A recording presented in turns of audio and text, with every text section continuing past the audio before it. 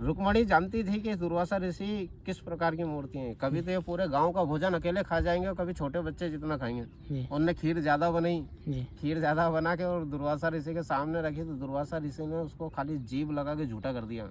उठा के और जीभ लगाई, झूठा करके धरती पे रख दिया। उनको कृष्ण को बोलते हैं इसको पोत ले शरीर पे। परेशान कर रहे थे वो उनको, और कृष्ण ने उठाया उसको अपने शरीर पे पोत लिया। उन्होंने कहा ये खीर बच गई, उन्होंने कहा खीर बची है तो रुक्मणी को भी पोत दे जो बना के लिए। उनने वो खीर उठा के रुक्मणी को भी पोत दी। अब दुर्वासा ऋषि बोले कि गुरुजी इसको बोल रथ खोल, रुक्मणी रथ खींचेगी, उस पर हम सवारी करेंगे। उन्होंने कहा भगवान ये तो क्या है, राजरानी है।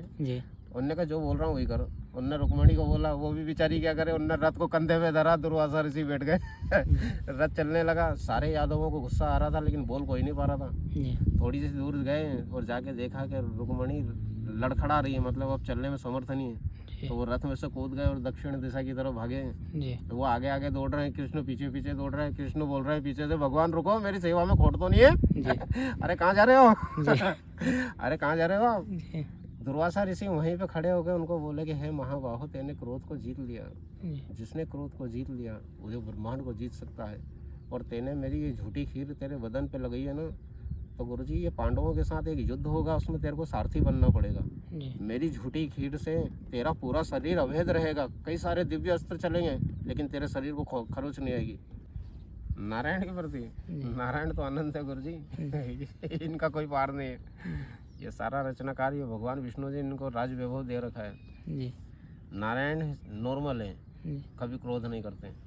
बाकी ब्रह्मा महादेव ये क्रोधित देवता हैं। विष्णु जी को कभी क्रोध नहीं आता है, वही विष्णु जी अपने को पाल रहे हैं। ये सब विष्णु जी कभी भी क्रोध नहीं करते। जब भी उन्होंने धरती पे किसी भी रूप में अवतार लिया है गुरु जी, वामन के रूप में, परशुराम के रूप में, इन्हें हमेशा सौम्य ही भाव रखा है। कभी इन्होंने क्रोध नहीं किया। क्रोध किया भी किस पे, जैसे समाज को कोई हानि पहुंचा रहा है या समाज को कोई नुकसान पहुंचा रहा है या धरती में देवताओं को कष्ट दे रहा है, उनके भक्तों को, हाँ जी, उन लोगों को भगवान ने गुस्सा करा है। ये बोला भगवान ने।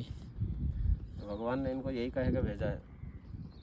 भगवान विष्णु जी दयालु देवता है गुरुदेव। एक बार दुर्वासा ऋषि ने इनकी परीक्षा ली थी, जैसे आपके मन में इच्छा जाग गई विष्णु जी के बारे में जानने की। इनने घर के अंदर बैठे थे, नारद जी ने आके आग में बाग लगा दिया। ये गुरुजी नारद जी ने इनको उकसा दिया था कि तुम गुस्सेल हो, तुम ऐसे साधु हो कि कोई तुमको देख के राजी नहीं होगा, तुम अति क्रोधित साधु हो। ये दुर्वासा ऋषि। अब गुरुजी उन्होंने नारद जी की बात सुनी। उन्होंने कहा ऐसा कौन सा लोग है जो मेरे को जाने से रोक सकता है, मेरी सेवा ना करे। उन्होंने कहा जाके देख लो। नारद जी ने गुस्सा दिलाया तो उन्होंने नारद जी को श्राप दे दिया गुस्से में आके। उन्होंने कहा जा तू तक्षक नाग बन जा, और फिर सतयुग में राजा नल जन्मेंगे, वो तेरे को हथेली में बिठाएंगे, तब तेरी मुक्ति होगी। नारद जी को श्राप लगा। अब ये नारद जी को बोल के और सीधे कैलाश पर्वत पे गए। कैलाश पर्वत पे गए तो माता पार्वती समझ गई कि ये क्यों आ रहा है। उन्होंने कहा भगवान यहाँ से गायब हो जाओ। जब ये वहाँ पहुँचे दुर्वासा ऋषि, तो ना वहाँ शिव मिले ना पार्वती मिले, वो अदृश्य हो गए। समझ गए थे ये बहुत गुस्सेल साधु है, अपने से गलती होते ही गुरु जी अपने को श्राप दे देगा।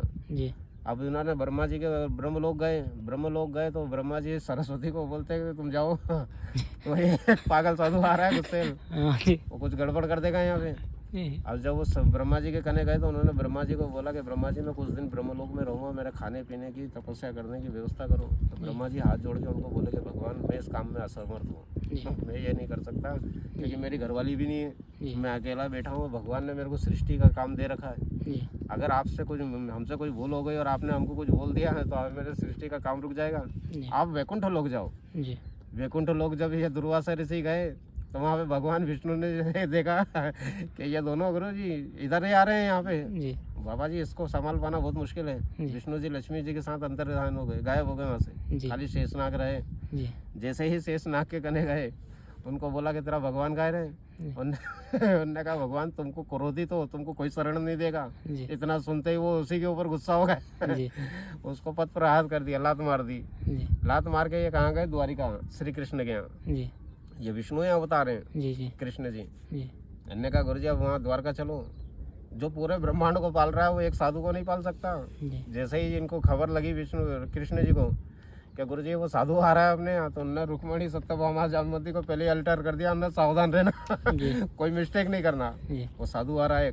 जैसे ही दुर्वासा ऋषि कृष्ण के दरबार में पहुंचे तो कृष्ण भगवान खड़े होकर उनको अपने आसन पे बिठाए, उनके चरण धोए, उनको पिया। उन्होंने कहा भगवान आज कैसे आना हुआ, आपको देख के बड़ी खुशी हुई। सारे देवता मेरे को देख के भाग रहे हैं और एक तू है मेरे पाँव सहला रहा है। उन्होंने कहा भगवान कोई आज्ञा दो, सेवा दो मेरे को। उन्होंने कहा मैं कुछ दिन तेरे राज्य में रहूँगा, मेरे खाने पीने की व्यवस्था करवा दे। तो कृष्ण जानते थे कैसे हैं, उन्होंने अपने महल के बगल में उनकी झोपड़ी डलवा दी कि मेरी नजर रहे कुछ गड़बड़ ना हो। उन्होंने सारे सिपाहियों को बोला कि महाराज जी की देख रेख करना, छोटी सी भी गलती नहीं करना, द्वारिका नष्ट हो जाएगी। ये तपस्वी साधु है। अब गुरु दुर्वासा ऋषि के अंदर ऐसी क्या बात थी, एक फटी लंगोट, एक हाथ में कमंडल और एक हाथ में डंडा, लेकिन पूरा ब्रह्मांड उससे डर रहा है। तो उसकी तपस्या में दम था, वो तपस्या के माध्यम से इतने पावरफुल बने थे। जब उन्होंने देखा कृष्ण ने तो उन्होंने कुटिया जला दी। जल्दी कुटिया जला के आके कृष्ण को बोलते हैं हमको खीर खाना है अभी इसी समय। उन्होंने भगवान को बोला, रुक्मणी को बोला खीर बना के लाओ। रुक्मणी जी बोली झोपड़ी जल रही है। उन्होंने बोल मत, खीर लाओगी। रुक्मणी जानती थी कि दुर्वासा ऋषि किस प्रकार की मूर्ति हैं। कभी तो ये पूरे गांव का भोजन अकेले खा जाएंगे और कभी छोटे बच्चे जितना खाएंगे। उनने खीर ज्यादा बनाई, खीर ज्यादा बना के और दुर्वासा ऋषि के सामने रखी। तो दुर्वासा ऋषि ने उसको खाली जीभ लगा के झूठा कर दिया, उठा के और जीभ लगाई, झूठा करके धरती पे रख दिया। उनको कृष्ण को बोलते हैं इसको पोत ले शरीर पे, परेशान कर रहे थे वो उनको। और कृष्ण ने उठाया, उसको अपने शरीर पे पोत लिया। उन्होंने कहा खीर बच गई, उन्होंने कहा खीर बची है तो रुक्मणी को भी पोत दे जो बना के लिए। उन्होंने वो खीर उठा के रुक्मणी को भी पोत दी। अब दुर्वासा ऋषि बोले कि गुरुजी इसको बोल रथ खोल, रुक्मणी रथ खींचेगी, उस पर हम सवारी करेंगे। उन्होंने कहा भगवान ये तो क्या है, राजरानी है। उन्होंने कहा जो बोल रहा हूँ वही करो। उन्होंने रुक्मणी को बोला, वो भी बेचारी क्या करे, उन्होंने रथ को कंधे पे धरा, दुर्वासा ऋषि बैठ गए। रथ चलने लगा। सारे यादवों को गुस्सा आ रहा था लेकिन बोल कोई नहीं पा रहा था। थोड़ी सी दूर गए और जाके देखा कि रुक्मणी लड़खड़ा रही है, मतलब अब चलने में समर्थ नहीं है। तो वो रथ में से कूद गए और दक्षिण दिशा की तरफ भागे। तो वो आगे आगे दौड़ रहे हैं, कृष्ण पीछे पीछे दौड़ रहे हैं। कृष्ण बोल रहे हैं पीछे से भगवान रुको, मेरी सेवा में खोट तो नहीं है। अरे कहाँ जा रहे हो? अरे कहाँ जा रहे हो आप? दुर्वासा ऋषि वहीं पे खड़े हो गए, उनको बोले कि हे महाबाहो तेने क्रोध को जीत लिया। जिसने क्रोध को जीत लिया वो जो ब्रह्मांड को जीत सकता है। और तेने मेरी ये झूठी खीर तेरे बदन पे लगाई है ना, तो गुरुजी ये पांडवों के साथ एक युद्ध होगा, उसमें तेरे को सारथी बनना पड़ेगा। मेरी झूठी खीर से तेरा पूरा शरीर अवैध रहेगा, कई सारे दिव्य अस्त्र चलेंगे लेकिन तेरे शरीर को खरोच नहीं आएगी। जैसे सारथी भी मार दिए जाते थे, कई सारे दिव्य अस्त्र उनकी खीर से हुई। अब रुक्मणी को देख के वो बोलते कि बेटा तेने भी गुस्सा नहीं करा, तो जा मैं तेरे को यह वरदान देता हूँ कि ये तेरी काया है ना जिसपे तेने मेरी झूठी खीर लगाई है, ये काया कभी मलिन नहीं होगी, तेरे को कभी बुढ़ापा नहीं आएगा। तो सदा बाहर रहेगी हमेशा। ऐसा बोल के दुर्वासा ऋषि दक्षिण दिशा की तरफ में भाग गए। दक्षिण दिशा की तरफ उनको आखिरी बार जाते हुए इस किस्से तक के कथा में है। बाकी उन्होंने आगे जाके कहाँ रहे, कैसा क्या किया, उसका कोई प्रमाण मौजूद नहीं, लेकिन यहाँ तलक का प्रमाण वेदों के अंदर लिखा हुआ पाया जाता है। कृष्ण ने अपने पैर तलवे में खीर नहीं लगाई थी, इसीलिए उनके प्राण यहाँ से गए, पैरों से। वो तीर लगा था पैरों में, तीर लगा था। उनके पूरे शरीर को कोई चक्र नहीं काट सकता था, कोई बाण नहीं मार सकता था, उनको कोई अभेद हो गए थे, मतलब कोई भेद नहीं सकता था। लेकिन वो पाँव में झूठी खीर इसलिए नहीं लगी थी कि गुरुजी की झूठी खीर है, पाँव में क्यों लगाऊं। वहाँ उनकी मौत का कारण बन गया। उनने कहा गुरुजी ने झूठा कर दिया है, पैर में लगाना ठीक नहीं है।